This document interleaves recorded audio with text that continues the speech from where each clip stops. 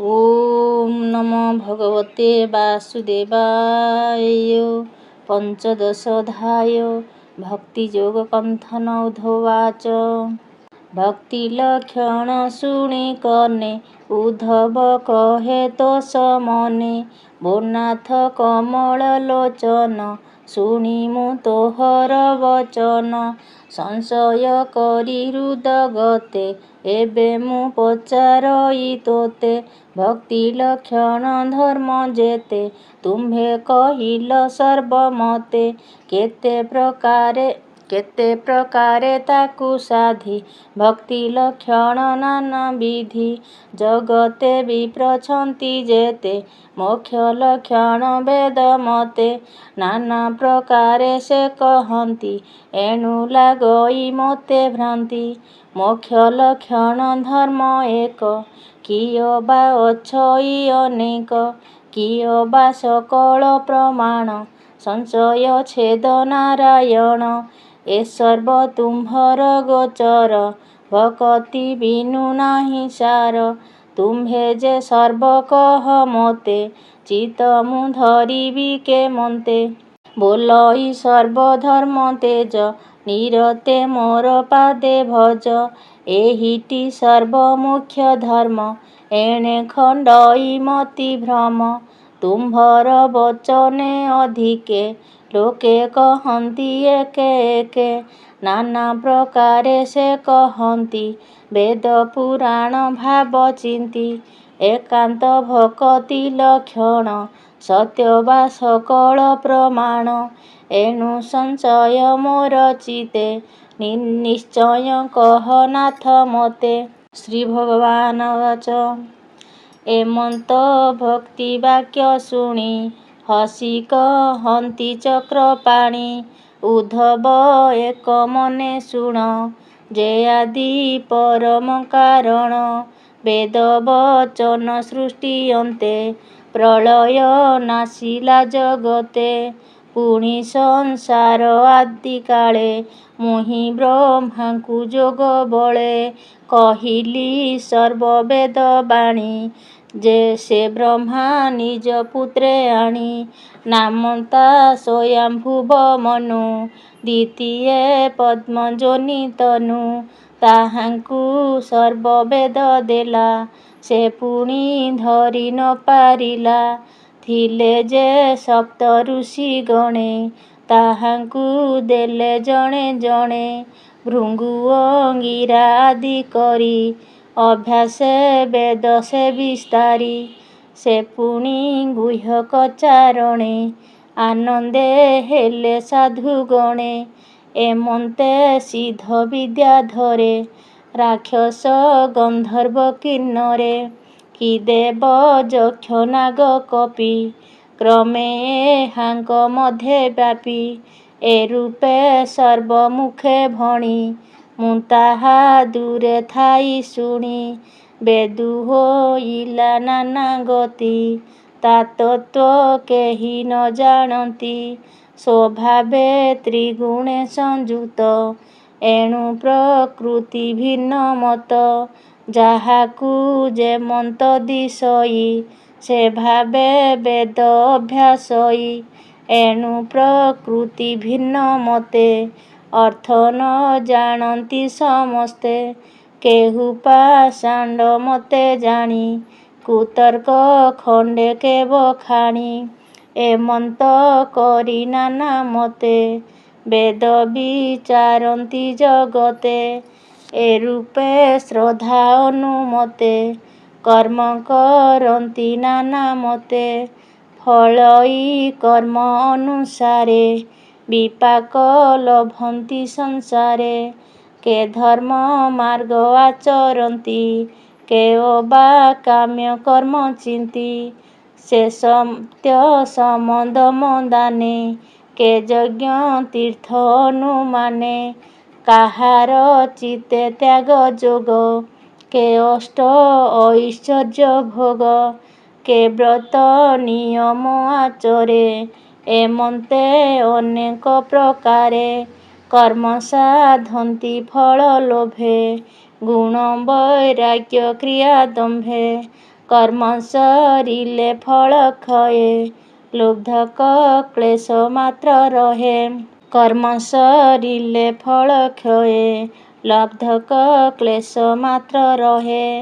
ଏଣୁ ସଂସାର ଘୋର ବନେ, ବୃଜିନ ଅନଳ ଦହନେ। ପ୍ରାଣୀ ହୁଅନ୍ତି ଆତଯାତ, ନ ଜାଣି ବେଦର ବୃତ୍ତାନ୍ତ। ଏ ବୋଲ ବୁଝ ତୁ ନିରତେ, କେବଳ ଆଶ୍ରା କର ମୋତେ। ମୁଁ ଆତ୍ମା ପ୍ରିୟ ସଖା ହୋଇ, ସକଳ କର୍ମ ଫଳ ଦେଇ। ମୁଁ ଗତି ପତି ହର୍ତ୍ତା କର୍ତ୍ତା, ମୁହିଁ ଯେ ସର୍ବଲୋକ ପିତା। ମୋତେ ଭଜନ୍ତି ପ୍ରାଣୀ ଯେତେ, ସୁଖେ ତରନ୍ତି ସେ ନିଶ୍ଚିନ୍ତେ। ଜନ୍ମ ମରଣେ ନାହିଁ ଭ୍ରାନ୍ତି, ହେଳେ ସଂସାରୁ ତରି ଯାନ୍ତି। ବିଷୟ ସୁଖେ ଯାର ଚିତ୍ତ, କର୍ମ ଭୁଜନ୍ତେ ସେ ବଞ୍ଚିତ। ସେ ପ୍ରାଣୀ ଅକିଞ୍ଚନ ମତ୍ତ, ସମ ସୁଶାନ୍ତ ଶାନ୍ତ ଦାନ୍ତ। ମୋର ଆନନ୍ଦ ରସେ ରସେ, ସୁଖ ସମୁଦ୍ରେ ନୃତ୍ୟ ଭାସେ। ମୁଞ୍ଜାକୁ ହୁଅ ସଦୟ, ତାହାର ନାହିଁ ଦୁଃଖ ଭୟ। ଦେଖଇ ଅନ୍ତର ବାହାରେ, ସକଳ ସୁଖ ଦେଶାନ୍ତରେ। ମୋହର ଭାବେ ଯେ ରମଇ, ତାର ସମ୍ପଦେ କାର୍ଯ୍ୟ ନାହିଁ। ବ୍ରହ୍ମା ପଦକୁ ନାହିଁ ଇଚ୍ଛା, ନ କରେ ଇନ୍ଦ୍ର ପଦ ବାଞ୍ଛା। ଶପଥ ଦୀପେ ରାଜପଦ, ନ ବାଞ୍ଛେ ମୁକ୍ତି ଯୋଗ ସିଦ୍ଧ। ପାତାଳ ଭୋଗେ କାର୍ଯ୍ୟ ନାହିଁ, ନିର୍ମାଣ ପଦ ନ ବାଞ୍ଛଇ। ମୋତେ ସମର୍ପି ସୁତ ଚିତ୍ତ, ମୋତେ ସମର୍ପି ସୁତ ବିତ୍ତ। ନୁହଁଇ ମାୟାରେ ମୋହିତ, ସେ ମୋର ଯେତେ ପ୍ରିୟ ହୋଇ। କହଇ ଶୁଣ ମନ ଦେଇ, ବ୍ରହ୍ମା ଯେ ମୋହର ନନ୍ଦନ। ତାକୁ ନ ଗମେ ମୋର ମନ। ମୋହର ଆତ୍ମା ପଶୁପତି, ତେଣେ ମୋହର ନାହିଁ ପ୍ରୀତି। ମୋହର ଭାଇ ହଳ ପାଣି, ଲକ୍ଷ୍ମୀ ଯେ ମୋହର ଘରଣୀ। ନୃତ୍ୟ ବସଇ ବକ୍ଷସ୍ଥଳେ, ବିଖ୍ୟାତ ଭୁବନ ମଣ୍ଡଳେ। ତୁ ଯେ ମୋହର ପ୍ରିୟତମ, କେହି ନୁହନ୍ତି ତୋର ସମ। ସ୍ୱଭାବେ ନିରପେକ୍ଷ ଶାନ୍ତ, ତପସ୍ୱୀ ରିପୁ ବିବର୍ଜିତ। ସମଦର୍ଶୀ ପ୍ରେମାପ୍ଲୁତ, ଦୟା ସାଗର ପରହିତ। ଏମନ୍ତ ପ୍ରାଣୀଙ୍କର ପଛେ, ନୃତ୍ୟ ମୁଁ ବୋଲଇ ପ୍ରତ୍ୟକ୍ଷେ। ଆବୋରି ଥାଇବେନି ପାଶେ, ତାର ଚରଣ ରେଣୁ ଆସେ। ସେ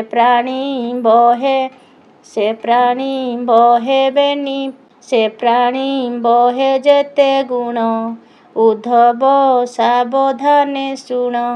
ସେ ପ୍ରାଣୀ ବହେ ଯେତେ ଗୁଣ, ଉଦ୍ଧବ ଏକ ମନେ ଶୁଣ।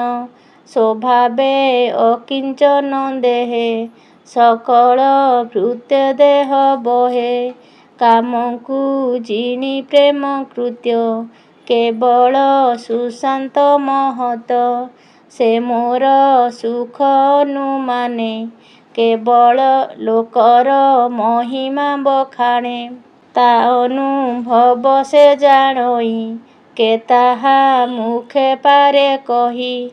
ଏମନ୍ତ ଯେ ମୋର ଭକତ, ସେ ଯେବେ ବିଷୟେ ବାଞ୍ଛିତ। ଅଜିତ ଇନ୍ଦ୍ରିୟଙ୍କ ଦୋଷେ, ଯେବେ ବିଷୟ ରସେ ରସେ। ମୋର ଭକତି ଭାବ ବଳେ, ବିଷୟ ନ ଲାଗେ ନିଶ୍ଚଳେ। ଆନନ୍ଦେ ବିହରଇ ସୁଖେ, ମୋ ନାମ ନୃତ୍ୟ ଭଣେ ମୁଖେ। ଜଳନ୍ତା ଅନଳେ ଯେ ସନ, ସମିଧେ ହୁଅନ୍ତି ଦହନ। ତାର ଶରୀରେ ପାପ ଯେତେ, ଦହନ ହୁଅନ୍ତି ସେହି ମତେ। ଉଦ୍ଧବ ଶୁଣ ଏକ ଚିତ୍ତେ, ଗୁପତ କଥା କହୁ ତୋତେ। ଯେତେ ଦାନ ବ୍ରତ ତ୍ୟାଗ ଧର୍ମ ଆଚାର ସାଂଖ୍ୟ ଯୋଗ। ଏ ମୋତେ ନ ପାରନ୍ତି ଧରି ନାନା ପ୍ରକାରେ ବଶ କରି। ଭକତ ଜନେ ବଶ ମୁହିଁ ତାର ରକ୍ଷଣେ ମୋର ଦେହି। ମୁଁ ଯେ ସଂସାର ଅଛି ଛନ୍ଦି ଭକତ ପାରେ ମୋତେ ବାନ୍ଧି। ଦୁର୍ଜୟ ଦେହ ମୋର ଶୂନ୍ୟ ଭକତ ଭାବେ ମୁଁ ବନ୍ଧନ। ଭକତ ଜନଙ୍କର ପାଶେ ନିତ୍ୟ ମୁଁ ଥାଇ ଭାବ ବସେ। ଏଣୁ ଭକତ ଏ ସଂସାରେ ଅଶେଷ ଜନ୍ମ ପାପ ହରେ। ଚଣ୍ଡାଳ ପତିତ ପାମର ମ୍ଲେଚ୍ଛ ଧର୍ମ ଦୁରାଚାର। ଏ ଆଦି ପ୍ରାଣୀ ଜନ ଯେତେ ଯେବେ ମୁଁ ଭକତି ଅଗ୍ରତେ। ଦଇବ ଯୋଗେ ସଙ୍ଗ ମେଳେ ମିଳନ୍ତେ ପୂର୍ବ ପୁଣ୍ୟ ବଳେ। ଦର୍ଶନ ସ୍ପର୍ଶନେ ଶ୍ରବଣେ ନିର୍ମଳ ହୁଅନ୍ତି ତକ୍ଷଣେ। ପାପ ନ ରହେ ତାଙ୍କ ମନେ ରବି ସମୀପେ ତପ ଯେହ୍ନେ। ଯେ ପ୍ରାଣୀ ଦୟା ସତ୍ୟ ଯୁତ ତପୀ ଧାର୍ମିକ ବିଦ୍ୟାବନ୍ତ। ମୋର ଭକତି ଯେବେ ନାହିଁ ପବିତ୍ର ନୁହେଁ ତାର ଦେହି। ସେ କାହିଁ ସଂସାରୁ ତରିବ ଯେବେ ନ ପାଏ ମୋର ଭାବ। ବୋଲନ୍ତି ପ୍ରଭୁ ଭଗବାନ ଶୁଣ ହେ ଭକତର ଚିହ୍ନ। ନିରତେ ଅଙ୍ଗ ପୁଲକିତ ନୟନୁ ଅଶ୍ରୁ ଜଳପ୍ରାତ। ଅନ୍ତର୍ଦ୍ରବଇତା ନିରତେ ମନ ଚଞ୍ଚଳ ବିପରୀତେ। ଜଗତ ମୋର ରୂପ ଜାଣେ ନିଜ ଶରୀର ନ ପ୍ରମାଣେ। ବୋଲନ୍ତି ପ୍ରଭୁ ଚକ୍ରପାଣି ଏତେ ଲକ୍ଷଣେ ଭକ୍ତ ଜାଣି। ଭକତି ବିନୁ ଅନ୍ତର୍ଗତ କେବେ ହେନୁ ହଇ ପ୍ରଶସ୍ତ। ବୋଲଇ ଗଦ ଗଦ ବାଣୀ କ୍ଷଣ କ୍ଷଣକେ ହସେ ପୁଣି। କ୍ଷଣକେ କରଇ ରୋଦନ ଉଚ୍ଚେ ଡାକଇ ମୋର ନାମ। ନାଚଇ ଉନ୍ନତ ଆଚରି ଲଜ୍ଜା ସଂକୋଚ ଦୂର କରି। ମୋର ଭକତ ମୋର ମିତ୍ର ସେ କରେ ଜଗତ ପବିତ୍ର। ମୋର ସେବକ ଏ ଲକ୍ଷଣ ଉଦ୍ଧବ ଭୋଲେ ଏହା ଜାଣ। ନିର୍ମଳ ମତି ତାର ନୀତେ ଭ୍ରମଇ ଉଦାର ଚରିତେ। ଅନଳ ଦହନ୍ତେ ସୁବର୍ଣ୍ଣ ନିର୍ମଳ ହୁଏ ଦିନୁ ଦିନ। ଭକତ ଜନ ଏହି ମତେ ନିର୍ମଳ ହୁଅନ୍ତି ଏ ଜଗତେ।